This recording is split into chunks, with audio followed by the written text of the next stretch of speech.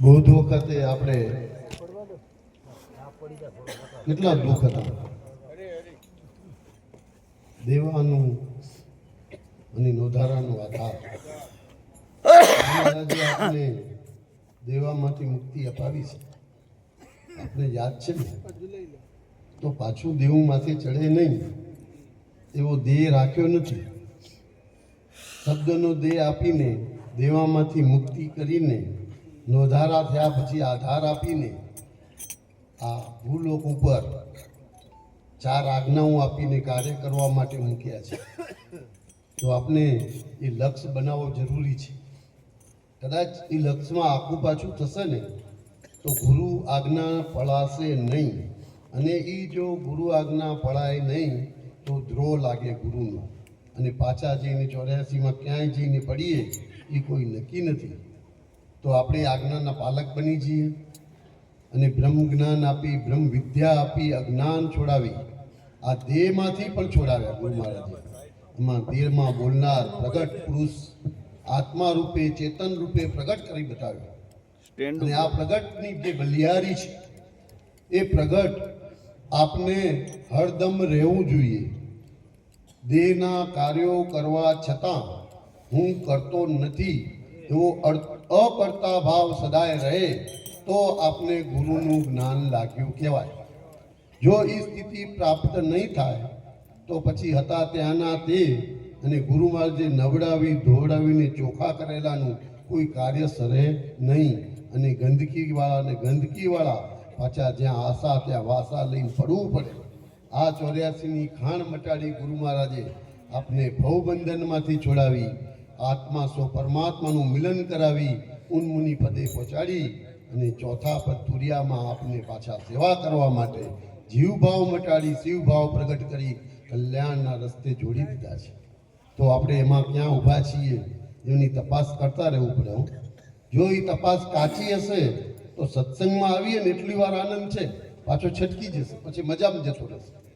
પણ દેહભાવ છૂટ્યો હશે અને સત્સંગનો જો શબ્દ પોતાના સ્વરૂપ નિજ નામ સાથે જોડાશે તો એ કાયમ રહેશે. પણ જો રટણ હશે તો નિજ નામનું રટણ હોવું જોઈએ, સત્સંગ હોય એ એક પણ છૂટવો ના જોઈએ. તો આપણે આપણી ગુરુ ભક્તિ કરી શકીએ અને ગુરુ ભક્તિથી જ આપણે શોભીશું.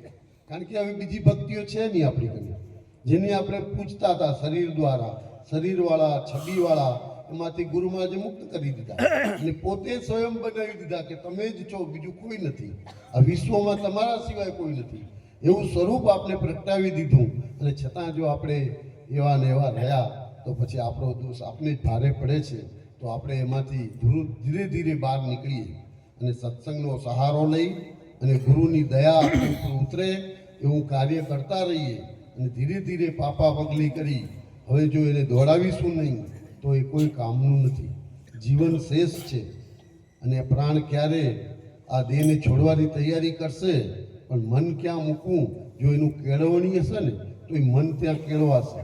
જો એની કેળવણી નહીં હોય, સત્સંગનો આધાર નહીં હોય તો મન પાછું આશા ત્યાં વાસામાં ભરમાઈ જશે અને આ દેહ છૂટી જશે. અને પછી કાલે ભજીશું, કાલે મોટા થઈશું, આટલું કરી લઈ, પછી આ કરીએ, આ બધા આપણા ભાવ છે ને એ મનના ચાલા છે. અને મન ઊભું છે ત્યાં સુધી સર્વ કંઈ પકડાતું જ રહે છે.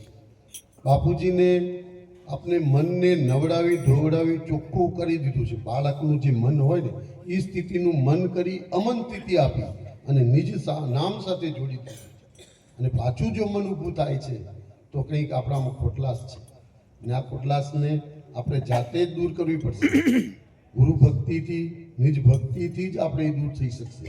જ્યારે આપણે પાયામાં ભક્તિનું પ્રમાણ નહીં વધારીએ, અમૃતધારાનું સતત આવૃત્તિ પ્રમાણે વાંચન નહીં હોય તો એ આપણે શક્ય નથી કે આપણે એ સ્થિતિમાંથી બહાર નીકળી શકીએ. ધીરે ધીરે બાપુજીનું આ જે અમૃતધારા છે એ આપણા માટે ગીતા છે. જેમ ઘીને તારણું કરીને પકવીએ છીએ ને એ ઘી પૌષ્ટિક હોય છે, એમ આ અમૃતધારાની જે અમૃત વાણી નીકળી છે એ આપણા નિજ સ્વરૂપને ટચ કરે છે. અને એ ટચ કરેલી આપણે જ્યારે બોધમાં આવેલી જે સ્થિતિ છે એ સ્થિતિનો અનુભવ કરાવે છે, જાગૃતિ અપાવે છે. એટલા માટે આપણે અમૃતધારાનો આશરો મળ્યો છે. બુદ્ધ વખતે ગુરુ મહારાજે દરેકને સરખું પીરસ્યું છે, કોઈ વાલા ડવલાની નીતિ અપનાવી નથી. અને આપણી ઉપર સતત કરુણા અને દયા ગુરુ મહારાજની વસતી રહે છે. એટલે તો આવા મોટા સંત મેળાવડા ભજન ભોજનના બધાને એકબીજાને અરસપરસ પ્રેરણા કરે છે. જો કેટલી બધી દયા છે એમની, અને એની પ્રેરણા સિવાય આ શક્ય છે નથી. તો આ શક્ય થયું છે એને આપણા જીવનમાં વણવું જોઈએ. અને આપણે પણ એમાં કંઈ જો લાગતું હોય, આપણી સ્થિતિ સારી હોય, તો આવું પ્રભુ કાર્ય અને સત્સંગનો માહોલ ઊભો કરીએ. ભલે બીજા વ્યવહાર કરીએ કોઈ વાંધો નથી, પણ સત્સંગનો પ્રવાહ છૂટવો ના જોઈએ. બને તો સંતોને પોતાના સ્થળ ઉપર બોલાવીને પાવન પગલાં પડાવી પોતાની લક્ષ્મીને શુદ્ધ કરીએ, અન્નને મહાદાન અને અન્નપૂર્ણાને શુદ્ધ કરીએ, અને બાળકોમાં સંસ્કારનું સિંચનના માધ્યમથી આ સત્સંગનો પ્રવાહને આગળ ધપાવતા રહીએ તો ખરું આપણું સ્વરૂપનું અને આપણી નિજ ભક્તિને ખરેખર સ્પર્શ કરશે. અને આવનાર સમયમાં આપણી આ નિષ્ઠા અને નિશ્ચય જો આપણામાં સ્વરૂપમાં નહીં હોય તો આપણે ક્યારે સરકી જઈશું ખબર નહીં પડે. બાપુજીએ કીધું, ભાઈ વાલા, કેટલા મોટા બનવું છે, તમારે જેટલું બનવું હોય એટલું બની જુઓ, અને બન્યામાં જો સુખ હોય તો હોતી બતાવો અમને. આ બનેલા હતા એને પૂછી તો જુઓ કેટલી તકલીફ છે, તો પાછાવાળી બનવાની લાયક ક્યાંથી ઊભી થાય છે? એ જે છૂટ્યું એને છોડવા દો. અને 40-50 પછી જો કદાચ આ ભક્તિનો લાઈન પકડાઈ જાય ને તો એ એન્ટરના પકડી જ રાખો. ભલે વ્યવહારમાં થોડુંક આગુ પાછું થાય એનો વાંધો નથી, પણ આપણું સત્સંગનું પ્રમાણ છૂટવું ના જોઈએ. જો સત્સંગ હશે ને તો જ આપણી વસ્તુ સચવાયેલી રહેશે. અને વસ્તુ સ્થિતિ કરી લે વિચાર. એ જો આત્માનો વિચાર કરીશું તો શ્રીમદ રાજચંદ્ર કહ્યું કે ભાઈ કર વિચાર તો પામ. જો કર વિચાર એટલે આત્મા ભાવમાં તું સતત સત વિચાર કરીશ તો જ તું તારા સ્વરૂપમાં પાકો નિશ્ચયથી રહી શકીશ. જો દેહની સાથે જોડાયેલું અને દેહના કાર્યો સાથે રહીશ તો કર્તાનો એક અહંકાર ઊભો કરી શકીશ. પણ આત્મા ભાવમાં તો સર્વ સમાન છે. જ્યાં દેખું ત્યાં તું નો તું. જો આત્મભાવ હશે તો કોઈ સ્ત્રી નથી, પુરુષ નથી, કાળા નથી, ધોળા નથી, આડા ઊભા નથી, નીચા નથી. આપણી આ સ્થિતિને મજબૂત કરી બતાવે. પણ જો આપણામાં એ જ્ઞાનને ટકવાનું, એમાં આપણે પરિપૂર્ણ થવાનું, આ જો સત્સંગનો માહોલ નહીં હોય તો એ એન્ટેના પકડાય એમ નથી. એટલે ધીરે ધીરે આપણે સત્સંગમાં પડીએ, સત્સંગ કરાવીએ, અને સતત અઠવાડિયે એક તો હોવું જોઈએ સત્સંગનું માધ્યમ. ગમે ત્યાં હોય ત્યાં સત્સંગમાં જઈને આપણે બેસીએ. કેમ કે આપણું ઉજળું ભવિષ્ય સત્સંગના આધારથી છે. આત્માનું કલ્યાણ સત્સંગથી છે. અને આત્મા શુદ્ધાત્મા ત્યારે જ બને છે કે જો એને સત્સંગ રૂપી પાણી અને સત્સંગ રૂપી જો ખોરાક મળે તો જ એ પાવન થઈ જાય અને એ સ્થિતિમાં મજબૂતાઈ આવી જાય. ત્યારે આ શરીર છૂટે ને તો એ મારે કાંઈ લેવા દેવા નથી. આ શબ્દ નીકળી અને હરિસ્મરણ કરતાં કરતાં દેહ છૂટે તો પ્રભુ આપને પાછા ધર્મ, અર્થ, કામ, મોક્ષ ગતિનો રસ્તો ખુલ્લો કરી આપે.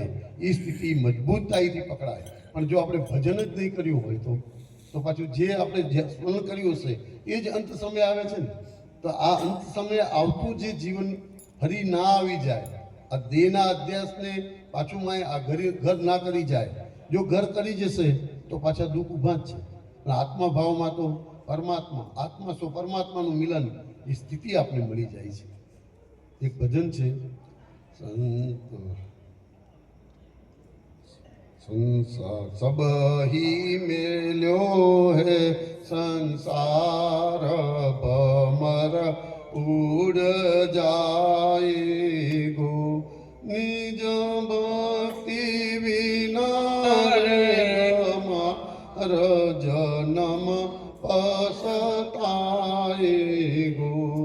कहाँ से आयो आजीव कहाँ मिल जाएगो सतलोक से आयो जीव त्रिगुण में समाएगो भूल गयो अपनो देश माया में लपटाएगो नहीं है तेरे गाम के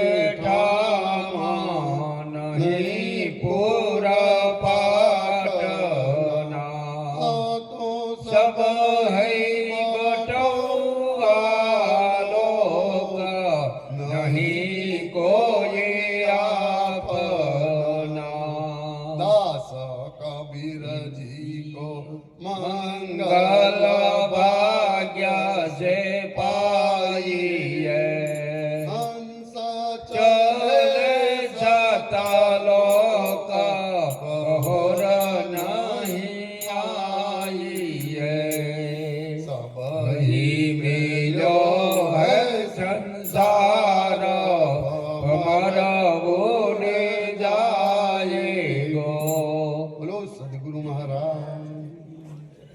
આપને ખબર છે કે આ સંસાર મૂકવાનો છે, પણ હવે સંસાર જેવું સાધન બાપુજી રહેવા જ નથી દીધું છે.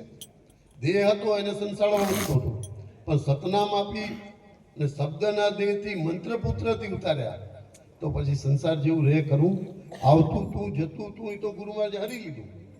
અને જે શબ્દના દેહથી આપણે જ્યારે આ ભક્તિ કરવાની છે અને આપને ચાર જીવોને પાછા જ્ઞાનવાન બનાવવાનું જે કાર્ય હોપ્યું છે, એટલે કીધું ભાઈ કહાં સે આવ્યો તો જ્યાંથી આવ્યા ત્યાં પરમધામ પહોંચાડી દીધા છે.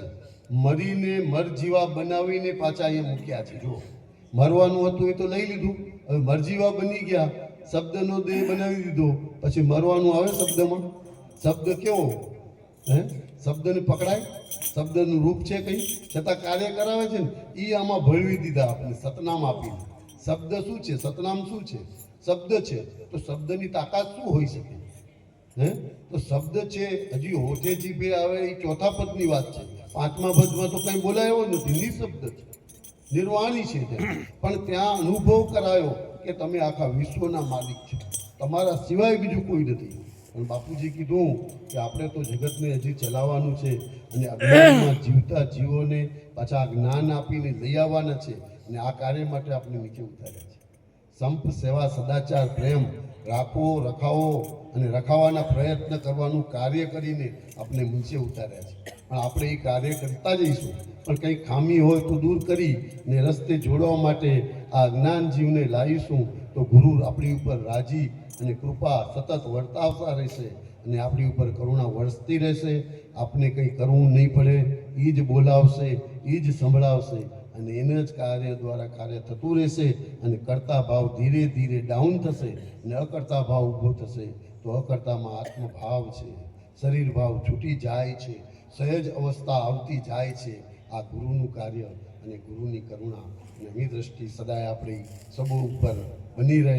બોલો સદગુરુ મહારાજ.